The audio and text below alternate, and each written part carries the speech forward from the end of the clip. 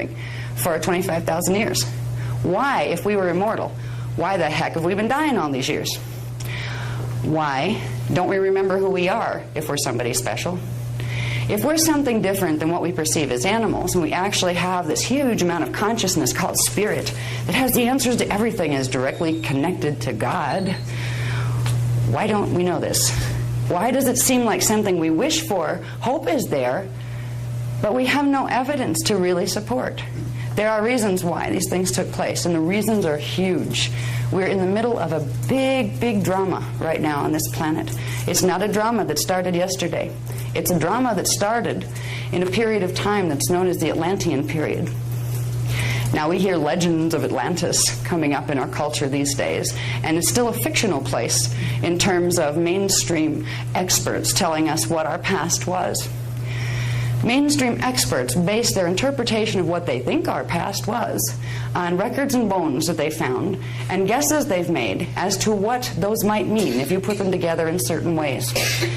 Right now, our cultures are being fed through mainstream science. They're being fed partial facts and guesses as if they were absolute truth, as if they were proven, when in fact the assumptions that science frequently comes up with by looking at evidence, but not having any idea of what to compare it to, we're being taught assumptions as core truth, and we're learning to accept that. We're learning to accept we came out of animals, probably apes, Darwinian theory, but now there's a little argument in the scientific community. No, maybe it wasn't out of apes, but rather something that swam in the waters once upon a time, and then we grew limbs and hands and things. Our flippers became limbs, and we walked up on land and became air breathers. And the real one, the Big Bang Theory, if you look at it, takes us right back to we started as pond scum. And somehow we managed to manifest ourselves in the water, then up on land, and here we are, the next generation of, must have been the progression through from pond scum to fish thing to ape thing into what we call human. If you look at the amount of stretch it takes in concepts to come up with that idea as your core truth, you can get some idea of what science is doing right now. There are reasons why science is doing what it's doing. Those reasons won't be identified in this particular course too much. It'll be in the next course, because that gets into something called Illuminati, which are a body of people on this planet that have been doing things with information for many thousands of years in order to control the large amounts of people in a negative way. We'll talk about Illuminati when we get into the Templar workshop, and we'll talk about a whole lot more. But in this workshop, we're going to talk about what's most important to you as a person first, before we deal with the big picture drama that we're all in the middle of right now. Because believe me, you'll want to know all this stuff before you find out what we're in the middle of right now, so it doesn't scare you to death.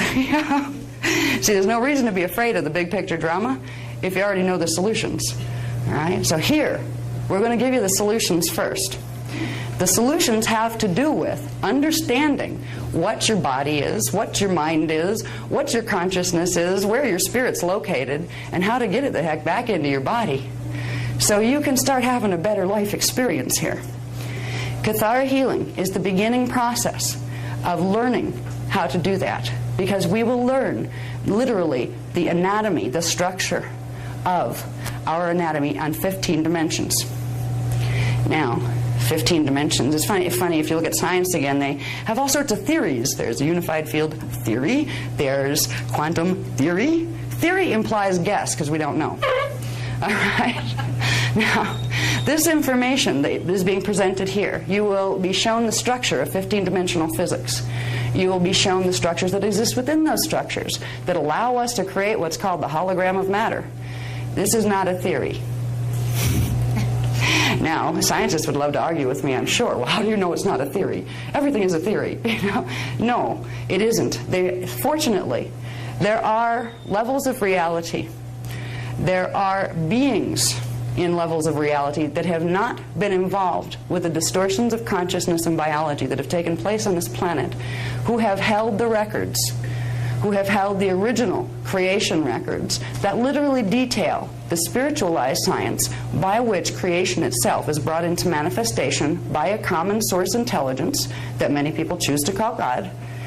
It's not a God that sits on a big throne and has a white beard and stuff. It's a consciousness. We were created in the image of God. That doesn't mean we're all men. That was a man twist. Humans created that one. We were created in the image of God, as consciousness, as spirit, as awareized energy.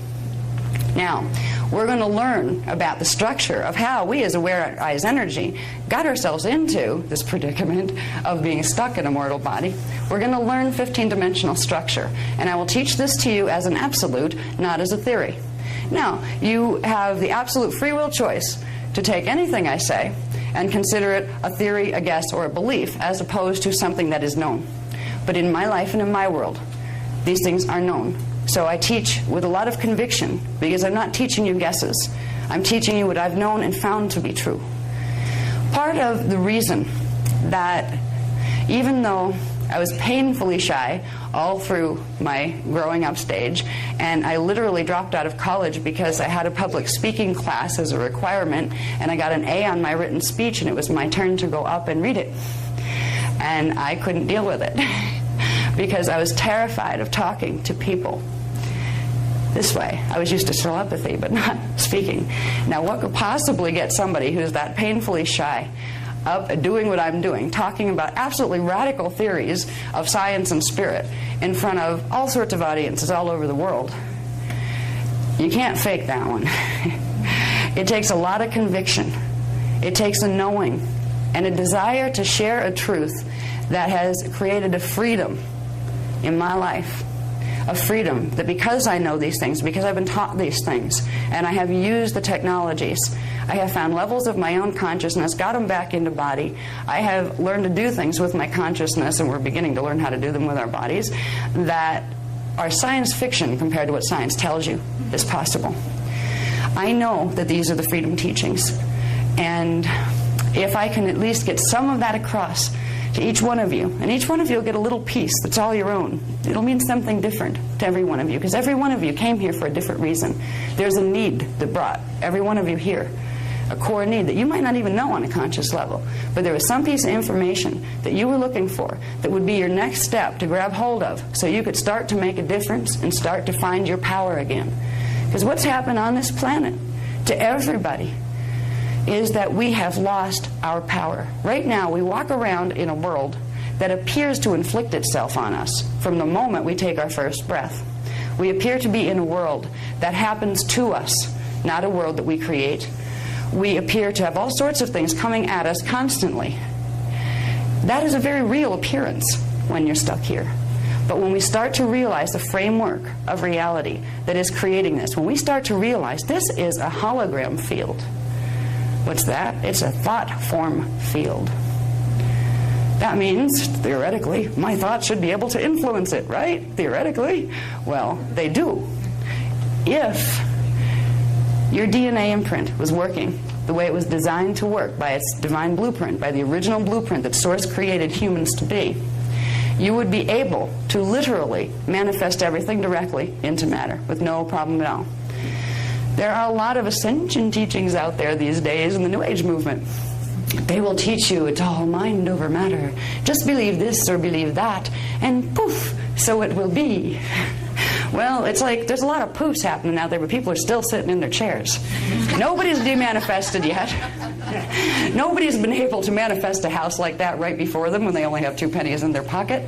There's a lot of promises being made in the New Age movement with what we call partial and or false ascension teachings that are teaching you part of the mechanics of the way the mind is indeed supposed to be able to, as a spirit, create what it desires in matter. But what is not being taught is what is stopping that process from working functionally and effectively, where each one of us could not worry about life because we'd be able to manifest what we desire. We can use positive thinking. We can use affirmations. I am this now. I am whole now. I am demanifesting now. I'm still here. That is the beginning, learning to use the mental body more effectively. But if it were that simple, you would demanifest now once you gave the command. The reason the commands don't jump into immediate action in our 3D world is because there's a distortion taking place between our mind thought patterns and we as spirit desiring to do something, and the chemical realities in the body and the energy realities behind them. There are distortions taking place in the templates that are taking what our intention is and doing things to it, and it comes out to be something different in the hologram.